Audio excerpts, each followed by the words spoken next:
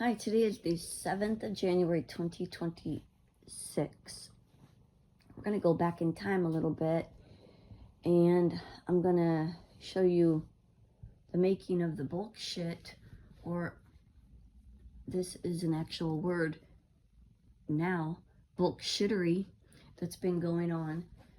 The bullshittery with these two individuals started publicly when Greg Brady was on Brady Bunch. And Greg Brady later became Garth Brooks, Bruce Willis.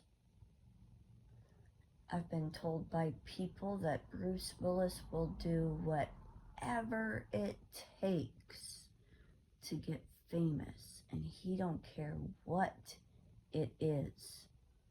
Those are people from the inside. Interesting words and quite appropriate. After he had proven that he was quite the sellout, he became George Bush Jr. He also became Tony Sparano, a coach. He played another politician who died supposedly 4 to 5 years ago. I don't remember that dude's fake name. He was married in that gig to Sybil Shepherd. He also plays Tim Walz.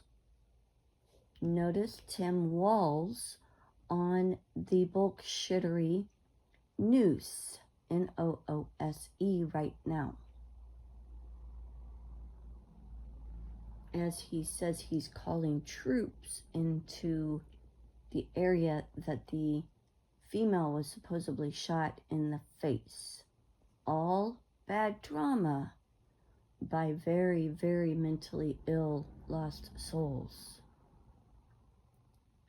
The emperor never had clothes on, and the emperor is showing everyone who they truly are. The masks are off. There are no more masks. That's just a little bit of information about Bruce Willis, the dude that would do anything it takes to be a superstar.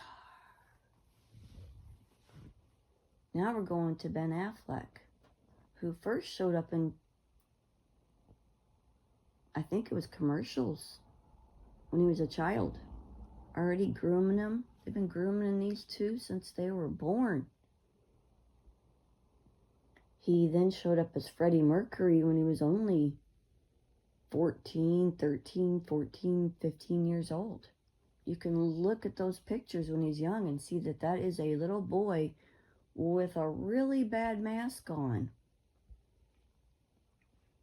I believe the movie The Mask was actually pertaining to him because he had an old man mask on, or at least a 25-year-old mask on when he was only 12, 13, 14 years old. He played that gig, and this is just some of the gigs I've caught these people at. I haven't caught them all. He then played Ben or Bill Winnington from the Chicago Bulls. All those pictures seem to be disappearing. But he played with Michael Jordan on the Chicago Bulls at that time. He was also playing Danny Keough at that time, Lisa Marie Presley's supposed first husband. He also plays Scott Peterson. He plays a senator, and I don't remember where.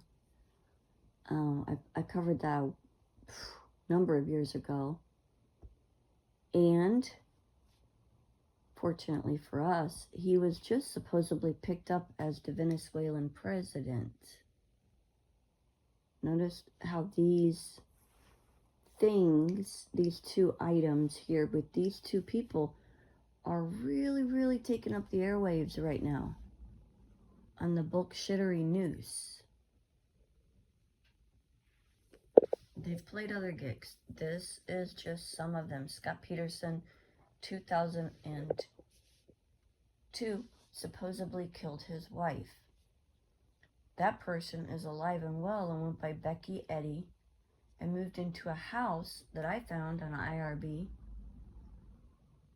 that was for rent back in 2011. And when I found it, the dead Laci Peterson moved into it because at that moment I was dating Ben Affleck. Poor boy didn't even have a place to live at that time, so he had to live with me. I didn't take the house, but Laci Peterson did. Not smart people. When they stalk you and make you their biggest target, you definitely learn a lot of information, which I bring to the public.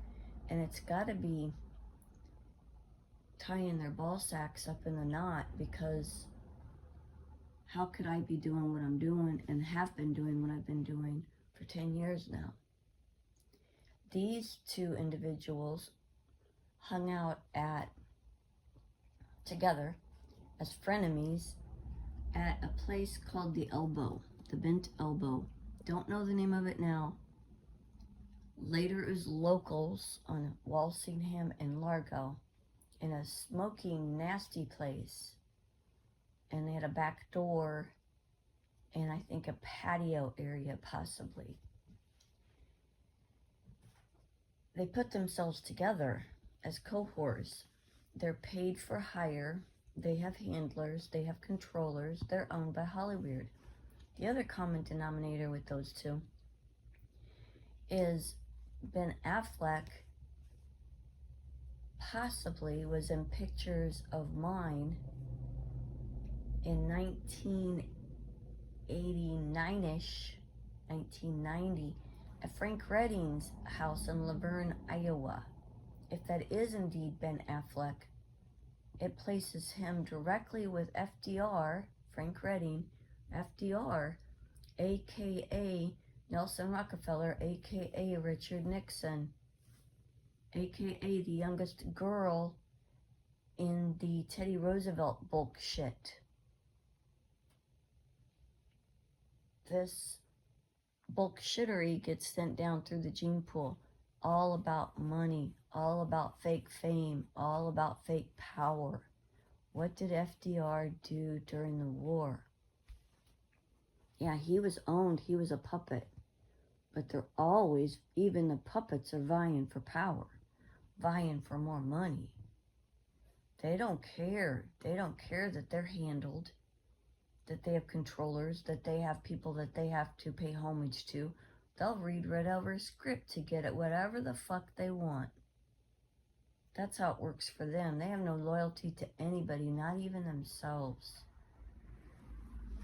And then we take Bruce Willis, who's this spitting image as far as his nose goes of his grandpa, FDR. Frank Redding, Laverne, Iowa.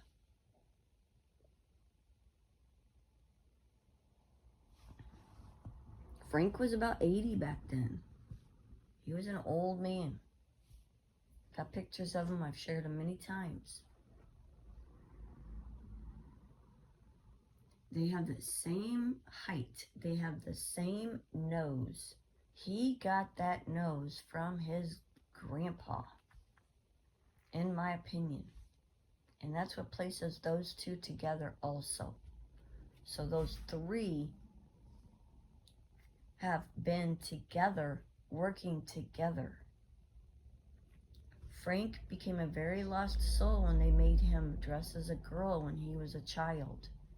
They made him go batshit crazy, and then he proceeded to hurt this country and this world as he read the script to communism.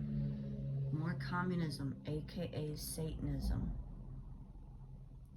If people are in your business trying to control you and trying to keep you in human financial slavery, you are truly under communism. That is not what heaven intended for you. and they have to have masks to do what they want. Everything that you two, Tim Walz and Scott Peterson, everything that you have ever done in your entire life is built on lies. Everything is a lie. You are a lie. You don't know who you are. You're lost souls. You're mentally ill people. So as you see the bullshittery on the news, now you can see through a few more layers of the bullshit.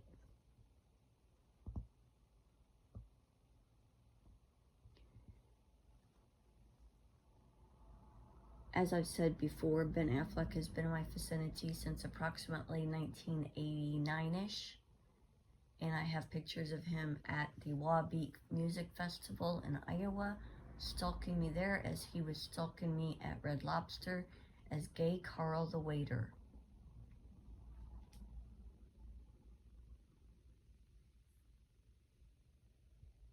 My supposed bestie from junior high, who continues to stalk me today, Shelly Peterson, who also plays Cyndi Lauper, just happened to be playing Garth Brooks back in the 90s. Love that music because that's a cohort of Shelley O'Brien's. Not smart people. They continue to, all they can do is stalk under different gigs. When you can see through their masks, it ruins their game.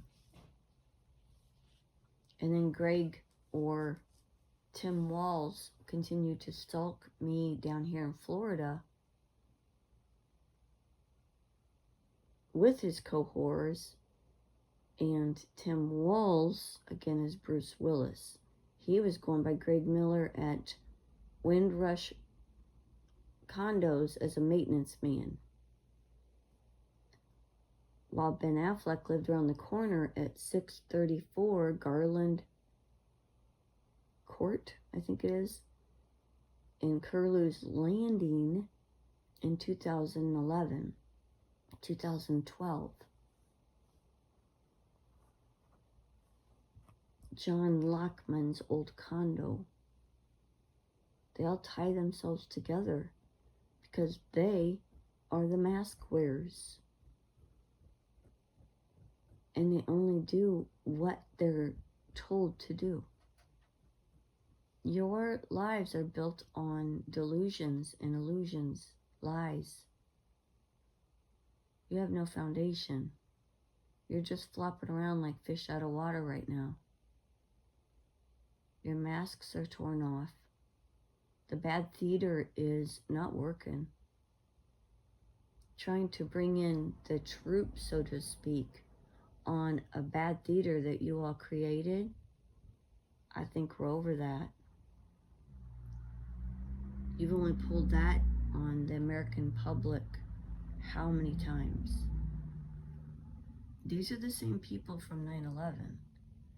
So Bruce Willis playing George Bush Jr. sat in an elementary school hiding during 9/11. He allowed drug ads and was part of that whole drug ad push in 2001 to brainwash the public at large through the boob tube to make them think that they needed meds. They don't catch you on a good day, they catch you on a bad day. And they know this. They catch you when you have divorced your spouse or gotten into a car wreck or something like that. They catch you on a bad day. They know this. They were illegal. That was illegal to have on the boob tube before that.